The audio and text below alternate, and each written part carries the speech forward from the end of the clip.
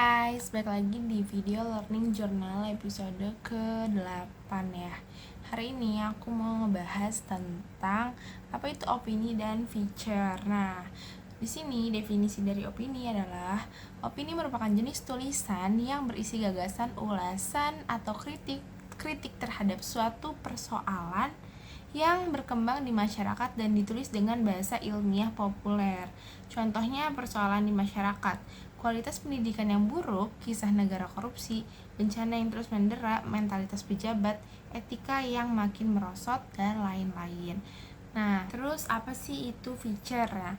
Feature ini adalah merupakan karangan kreatif yang terutama dirancang untuk memberi informasi sambil menghibur tentang suatu kejadian, situasi, atau aspek kehidupan seseorang. Dalam istilah surat kabar, feature disebut juga berita ringan atau soft news. Jadi feature itu kalau di surat kabar atau di koran itu namanya soft news. Biasanya isi tentang kayak yang ringan, infotainment, atau tentang kuliner kayak gitu, bisa juga tentang perjalanan wisata.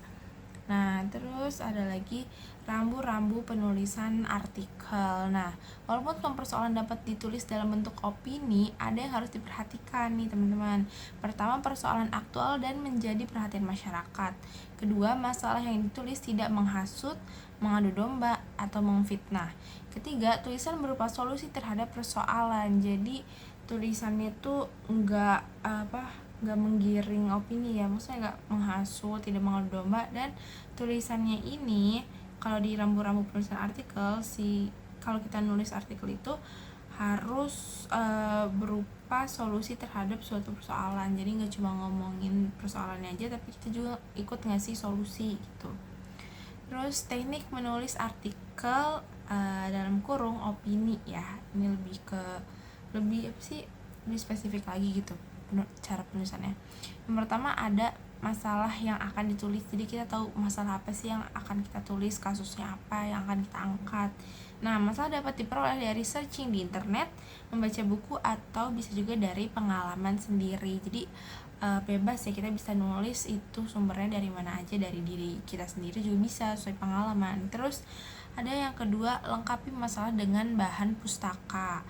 Lalu bagi penulis pemula, diskusikan masalah dengan teman atau pakar. Jadi untuk penulis pemula itu bisa juga konsultasi ya, biar kita juga tahu yang mana yang harus dikoreksi gitu. Jadi nggak asal tulis aja. Terus artikel harus didukung fakta dan data, jadi nggak sembarangan nulis, tapi harus ada faktanya, harus ada datanya juga. Terus artikel harus ada saran dan pemecahan, mencantumkan sumber kutipan jika mengutip pendapat orang lain itu juga. Terus jika penulis ragu terhadap persoalan, batalkan saja penulisan itu. Jadi daripada ragu, mendingan ya udah batalin aja, cari topik lain, daripada kita juga nggak yakin sama apa yang kita tulis. Nah, terus aktualitas opini, nah ini juga penting ya. Yang pertama ini berkaitan dengan kejadian yang ada di tengah-tengah masyarakat seperti wabah, unjuk rasa, kenaikan gaji. Terus yang kedua, aktualitas berkaitan dengan hari besar nasional dan internasional, misalnya kayak AIDS atau HIV, hari tanpa asap rokok, pramuka, Natal, Idul Fitri, dan pendidikan. Nah, selanjutnya ada proses penulisan artikel. Proses penulisan artikel sendiri itu ada 3. Yang pertama ada pra penulisan, kedua ada penulisan, dan yang terakhir ada pasca penulisan. Nah, kita bahas yang tahap pertama dulu ya, tahap pra penulisan. Tahap pra penulisan ini adalah tahap penulis harus mampu mencari pokok persoalan yang ditulis, mencari referensi, menyiapkan outline. Penulis harus memiliki kebiasaan menulis apa yang dibaca, dilihat, didengar, dirasa maupun dialaminya. Jadi kalau penulis tidak punya kebiasaan menulis apa yang dibaca, dilihat, yang dirasakan, itu ketika akan menulis sebuah artikel itu pasti akan berat ya, pasti bakal merasa susah sekali gitu. Selanjutnya ada di tahap kedua, yaitu tahap penulisannya. Nah, setelah tahap penulisan tadi dilakukan, tahap penulisan dilakukan dengan membuat draft tulisan. Jadi kalau misalnya itu tulis tangan gitu, bahasanya kayak coretannya dulu gitu, draftnya dulu. Hal yang harus diperhatikan, gunakan bahasa Indonesia yang terkesan sederhana dan lebih mudah dipahami, karena kalau kita membahas suatu topik, dan itu kan kita menulis artikel ya, artikel kan ringan, yang gampang dipahami. Kalau misalnya kata bahasanya itu berat gitu, gaya bahasanya itu nanti nggak ada orang yang mau baca, sedikit gitu karena males, keburu bosan. Nah, perhatikan juga kelengkapan subjek, predikat, gaya bahasa, pilihan kata, penataan paragraf, tanda baca, dan ejaan. Nah, terus kita ke tahap terakhir, yaitu tahap pasca penulisan. Setelah draft tulisan selesai, dilakukan editing atau penyuntingan atau revisi berkaitan dengan keamanan tulisan, pemakaian kalimat, bentuk, dan pemilihan kata, pemakaian tanda baca, juga ejaan. Jadi di tahap pasca penulisan ini tuh tahap koreksinya gitu. Nah, terus ada berbagai jenis artikel ya teman-teman.